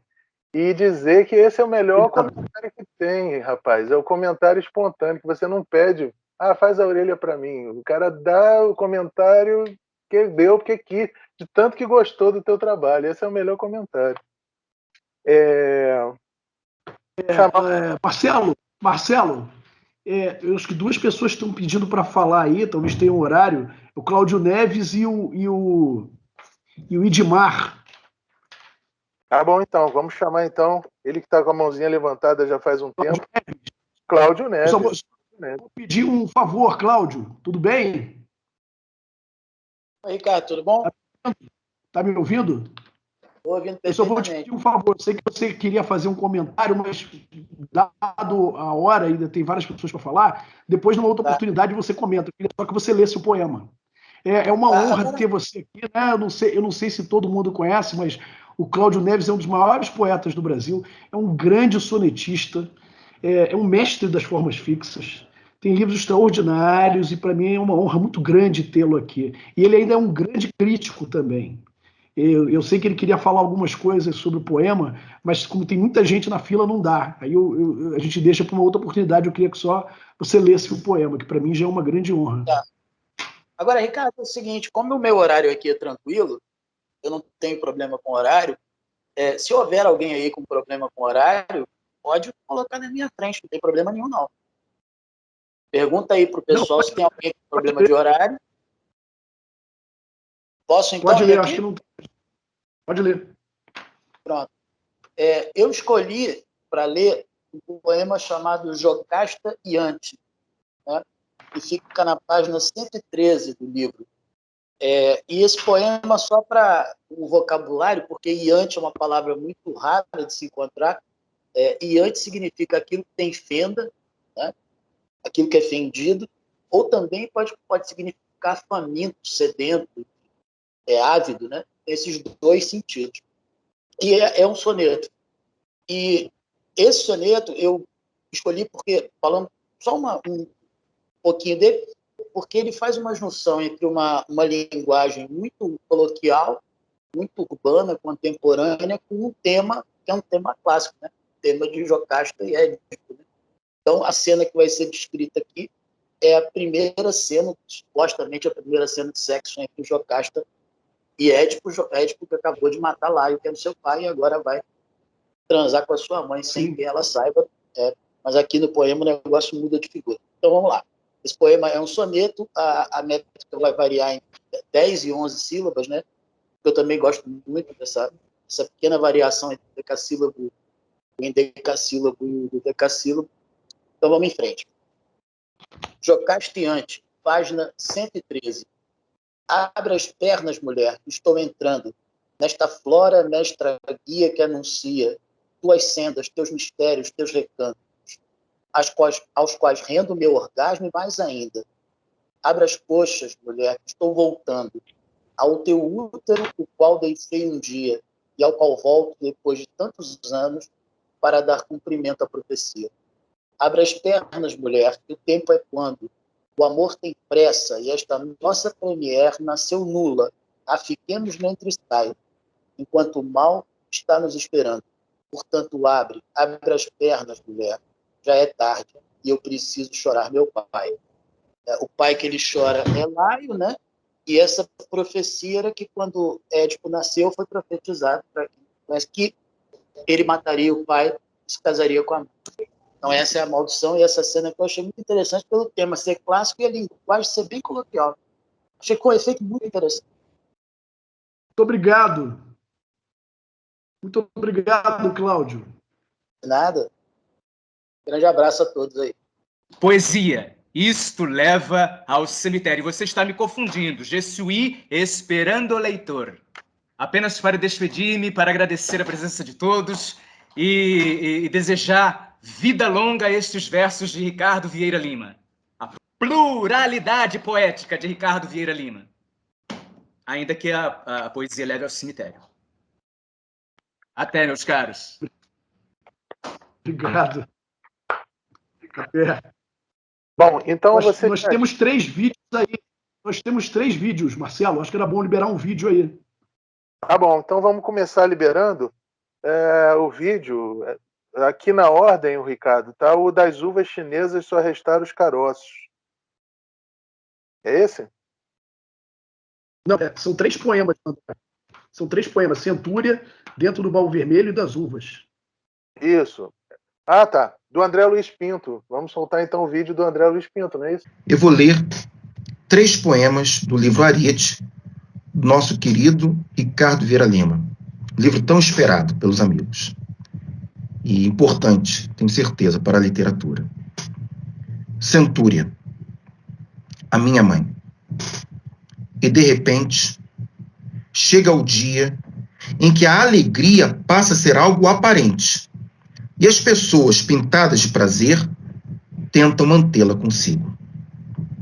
Ocorre, então, uma supervalorização do comércio dos cosméticos e uma alta na demanda da maquiagem corretiva. E, de repente, chega.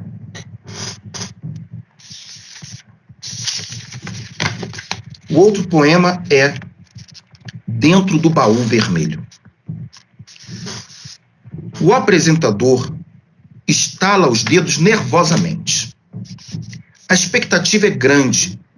Há, no mínimo, centenas de repórteres do mundo todo ansiosos para registrar o que pode haver dentro do baú vermelho. O apresentador é um homem idoso, aparentemente 65, por trás de um vasto bigode branco. Veste um sobretudo marrom e leva, num dos bolsos do casaco, uma pequena garrafa de vodka. E é com um sotaque russo, rude, campônio, que ele inicia o espetáculo.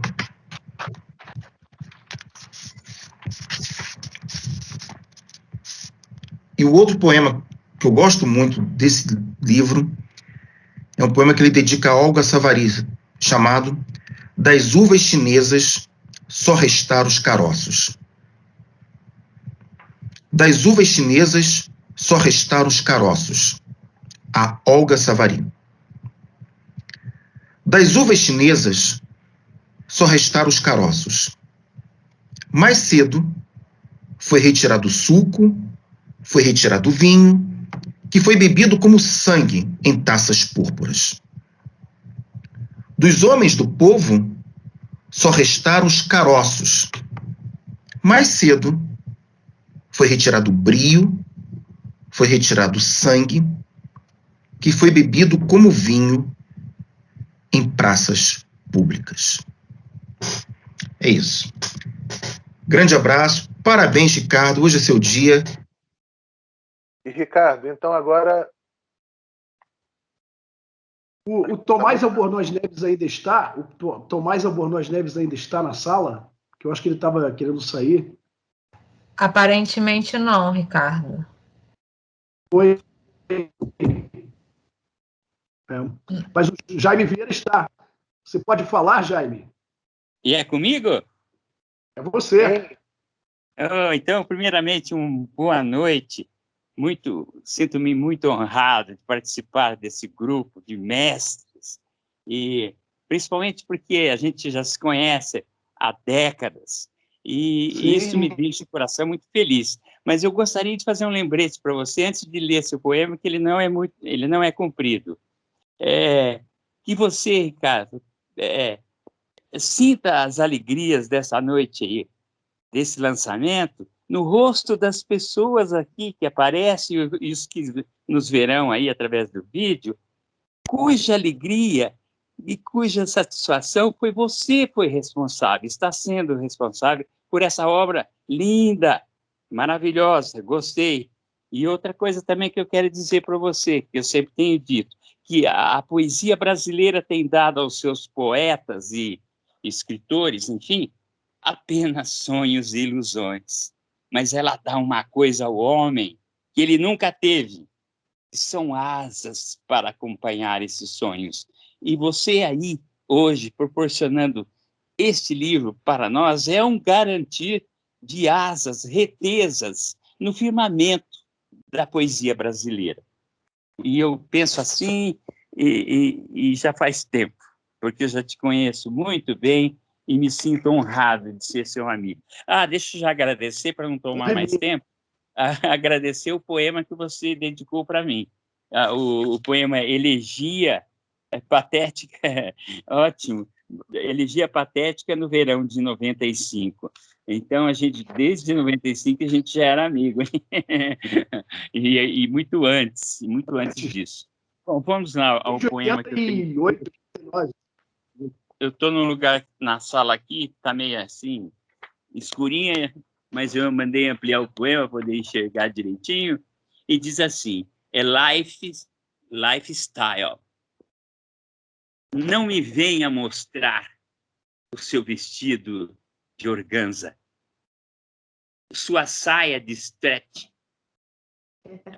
ou seu conjunto de brincos, pulseiras, anéis de prata, sua jaqueta acetinada, seu blazer de lã, seu terno de linho, ou calça de tweed, não fazem meu gênero. Seu diploma em Harvard, sua conta na Suíça, seu amor do ano, ou sua fé em Buda. Nada disso me interessa. O que ficou é o que importa. E o que vale de fato é apenas a sua roupa. Mas foi ótimo. Eu li pausadamente, mas para que pessoas Jaime foi a primeira pessoa que publicou a minha poesia. A primeira pessoa que publicou a minha poesia em jornal foi o Jaime. O Jaime tinha uma coluna chamada Sinal Verde, no O Diário de Maringá, que o Jaime é um poeta de Maringá, um grande poeta do sul do país, do Paraná, e ele divulgou muita gente, e ele, sem me conhecer, publicou um poema meu, e daí nós ficamos amigos, e por isso até dediquei o poema a ele, é uma amizade antiga, está nos agradecimentos do livro, e o Jaime é um poeta que valoriza muito os poetas brasileiros.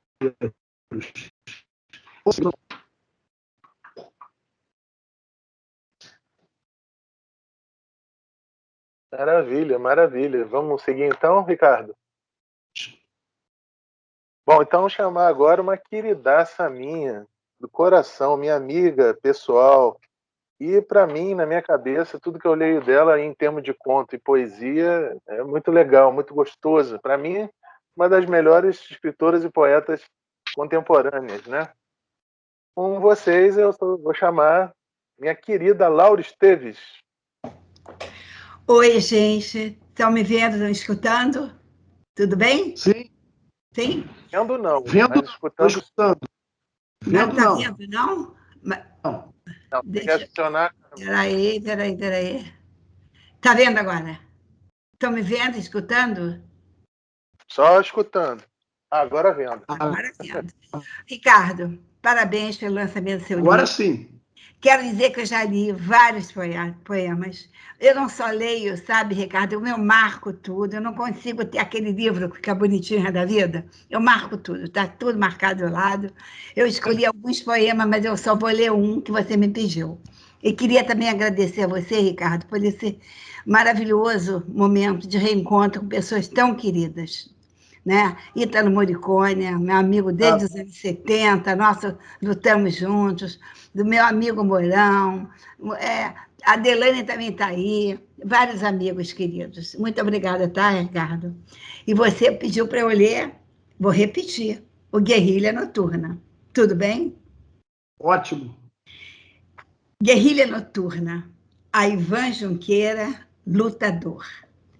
Versos feitos ou de efeito são, na verdade, defeitos.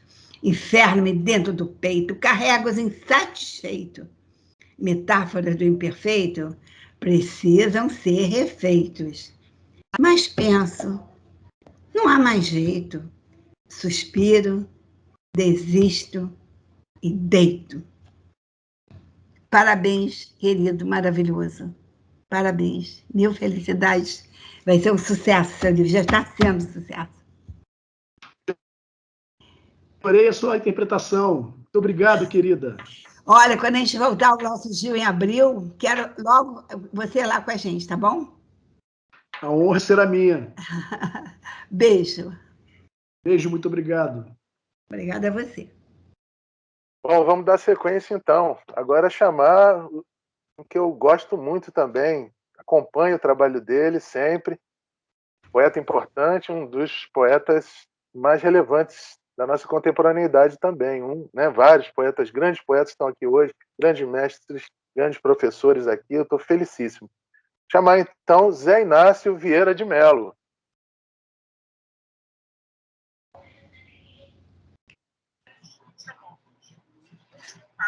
Olá, boa noite. Boa noite. Como é que tá? Vocês estão me vendo bem? Sim, e ouvindo também. Pronto. Ricardo, camarada, coisa boa esse seu livro.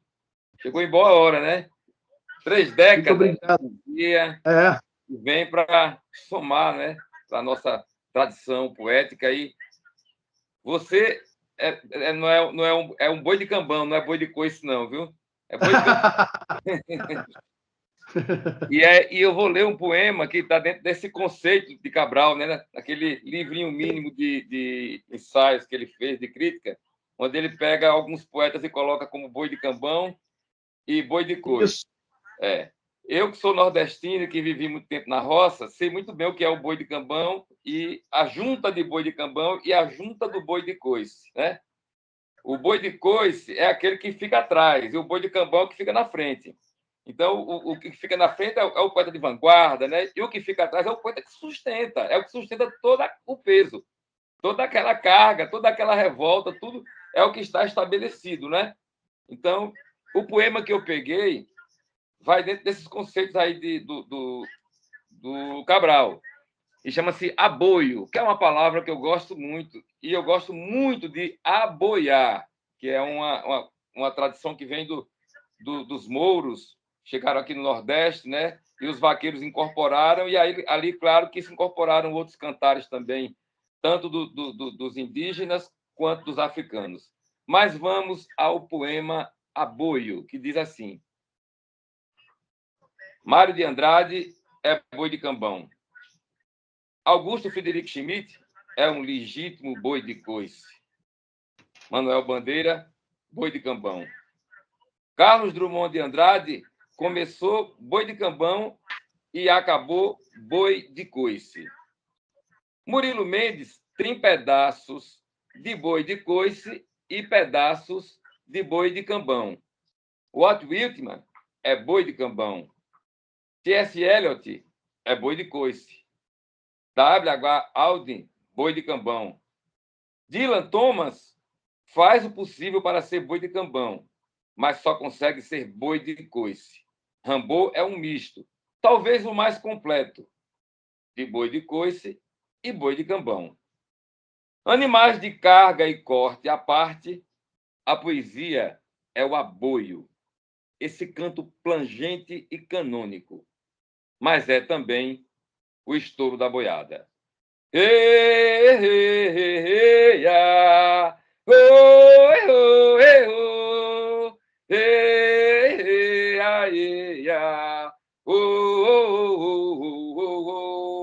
Ricardo Vieira Lima, receba este aboio e estou lhe esperando em breve aqui na Bahia.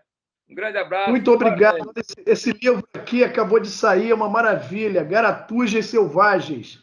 Eu já, como crítico, eu estou logo afirmando, é o melhor livro da carreira do José Inácio. Quem já gostou de vários outros livros ótimos que ele publicou, esse aqui é o definitivo. Esse livro aqui é muito importante hoje dentro do panorama da poesia brasileira contemporânea. Recomendo a todos a leitura desse livro.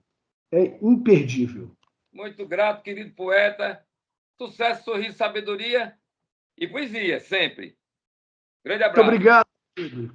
Grande abraço. Beleza, Ricardo. Então vamos chamar, de repente, mais um poema em vídeo? O que você acha? Quantos temos aí? Quantas pessoas estão aí? Que nós já temos que encerrar o evento, já está passando da hora. Então tá. Olha, Luiz Antônio Cajazeira Ramos, Aleilton Fonseca, o Nuno Hall, Adelane Brasil. Estão na sala? São 5, mais ou menos, 5 ou 6. O Luiz Antônio está na sala, a Leilton eu não vi. O Nuno, deixa eu ver aqui. O Nuno... Ricardo, eu estou aqui. Eu fui o primeiro nome citado aí. Maravilha. O Nuno estava há pouco tempo.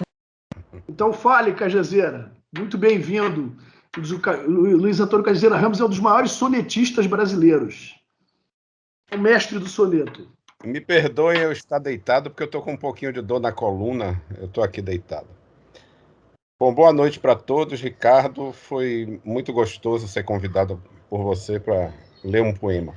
Infelizmente, o livro ainda não chegou, né? Você, às pressas, teve que me mandar um PDF. Ontem eu dei uma lida diagonal. Vai chegar. Eu não gosto de leitura diagonal, mas foi o jeito para poder escolher alguma coisa. E eu fui catando os poemas em que você, de alguma forma, coloca a presença de Márcia. Porque, para mim, era importante que a leitura envolvesse não somente Ricardo Vieira Lima, mas também Márcia. Eu gosto muito do casal. E dos poemas que envolvem Márcia, eu tentei escolher aquele em que eu fosse mais invasivo, mais indiscreto. Se não exatamente na alcova, pelo menos no coração. E aí Olha ela aqui. Ô, minha linda, e aí? Como vai? Saudade muita. Saudades. Nos veremos em breve na Bahia, no fim do ano. Eu queria uma invasão maior na alcova, mas não deu tempo de eu perceber isso nos poemas, porque a minha leitura realmente foi muito diagonal. Então eu escolhi um poema que eu acho que, de alguma forma, fala mais de coração do que de alcova, que é Flor do Ébano. Flor do Ébano. A Márcia Cristiane. Todo amor é negro. Sempre negro. Mas sua ausência é a pior fortuna. E sendo amor, será desassossego. Embora tal sentir, não há quem puna. Todo amor é medo, festa e atropelo. E o seu avesso ainda nos perturba. Mas sendo sonho, ou mesmo pesadelo, renova o céu, doando mel à turba. Flor do ébano, o meu gozo, juro, a tuas entranhas sempre se dirige. Amar a ti, mulher, faz bem ao ego. E se vierem outros tempos duros, não fugirei, que o amor assim exige, pois só a ti, mulher, é que me entrego. Muito bonito, Ricardo. Muito amoroso com essa figura maravilhosa que está aí do seu lado. Que honra lido por você. É um soneto e lido por um grande mestre do soneto brasileiro. Não só brasileiro, de língua portuguesa. Muito obrigado pelas palavras. Fazendo 20 anos de casados na semana que vem, dia 15 de dezembro. Então, um presentão que você nos deu. Eu acompanho desde antes de casado, desde o namoro, né? Sim. Sim. Muito obrigado, querido. Valeu. Bem, então a gente tem que ver se, né, o Aleilton, né, que a gente precisa chamar, o Nuno Hall e a nossa Delaine Brasil. Delaine, chama Delaine. Pois é, a Delaine está aí? Então, boa noite a todos, uma honra mesmo, tanta gente boa nessa data festiva.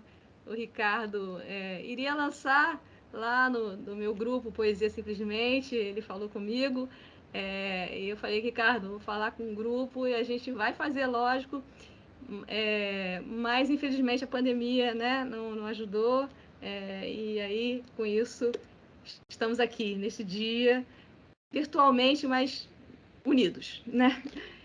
Então, emocionada, realmente emocionada. Ricardo, que tanto nos honrou também no Festival Carioca de Poesia, tantas vezes, atendendo o chamado. Eu poderia ter ficado com um dos poemas dele, nesse livro, inclusive, porque ele falou um dos poemas, ele levou, não tinha publicado ainda. Eu falei, Ricardo, você esqueceu seus papéis lá. Ele, então você queima, porque ainda não saiu esse livro. Eu podia ter pego um para mim.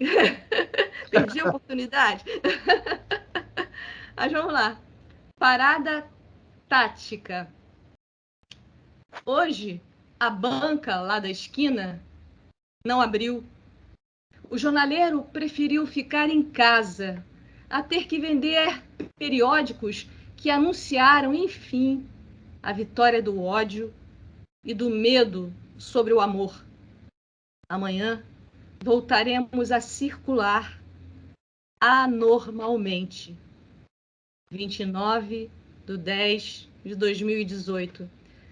O Ricardo fez questão de datar, não à toa, né? Porque o dia seguinte, esse dia fatídico, né? 29/10/2018, não preciso nem dizer, né? É melhor não dizer até, mas eu achei interessante esse anormalmente, né? Na época não se falava em novo normal, ainda não tinha pandemia, quer dizer, tinha já o pandemônio, e o Ricardo, como bom poeta, visionário, colocou essa palavra que virou essa estranha moda de agora. Obrigada, boa noite e tudo de melhor para você. Tá? Esse poema foi escrito no dia seguinte à última eleição presidencial, o resultado da última eleição presidencial brasileira. Bom, vou aproveitar aí esse espaço para divulgar, né? O meu livro, ele saiu com 2 capas diferentes. Tem essa edição aqui, que é um quadro do Caravaggio, que é um conceito mais clássico, e esse aqui mais contemporâneo, que é o Ariete, né? Aqui a capa do Caravaggio o carneiro que está aqui, né? Isso é um quadro que retrata São João Batista, né? Que era pastor. Então está aqui o carneiro ao lado, e o carneiro é sinônimo de ariete, né? Os cornos do carneiro. E aqui o ariete de madeira, efetivamente. Então são 2 capas diferentes. Quem quiser comprar é só entrar no meu site. O site já está aí no chat, né? Então é só clicar lá, você vai ver a página do site. Tem lá o clique aqui para comprar, e aí você entra lá, faz um Pix, um depósito em conta. O livro está sendo vendido por R$50. E você recebe em casa, autografado, sem despesa de correio, se morar aqui no Rio. Estão pedindo o site de novo. O site é ricardovieiralima.com.br. ricardovieiralima.com.br. Só entrar lá que você compra o livro facilmente. Foi difícil chegar até aqui, mas cheguei. Atravessei um lado da ponte. Me falta somente pagar o pedágio. Quanto devo por minha primeira travessia. Foi difícil chegar até aqui, mas cheguei. Atravessei um lado da ponte. Me falta somente atravessar o pedágio. Quanto devo? Quanto devo por minha primeira travessia?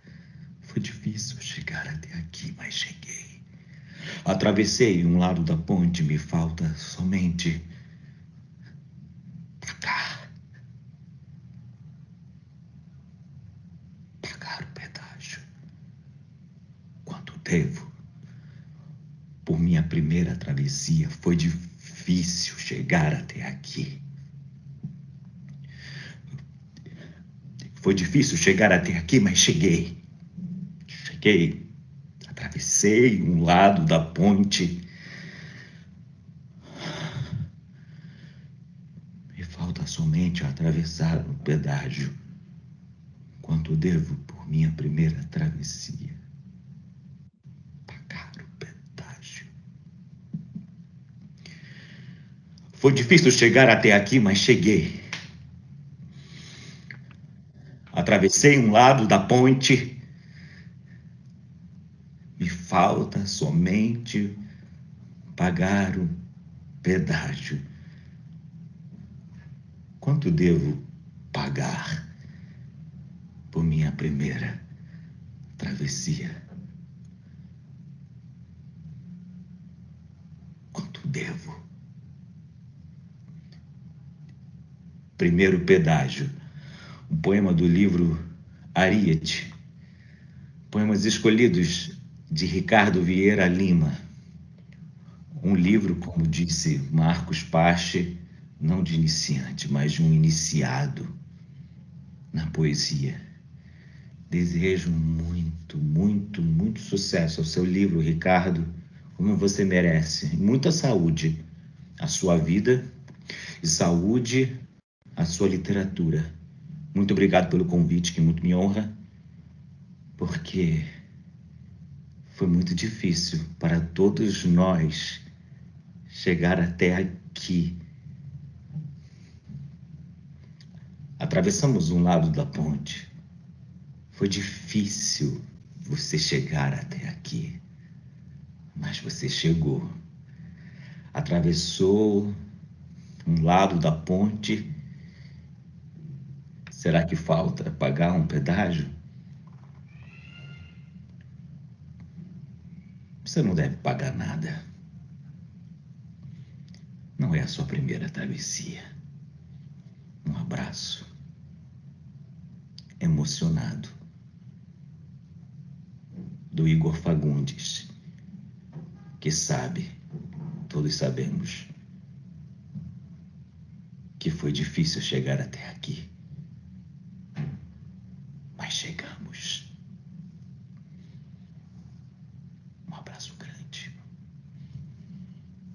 Na época eu escrevi, porque estava no impasse, né? O Ítalo falou muito bem sobre a questão da geração 90, né?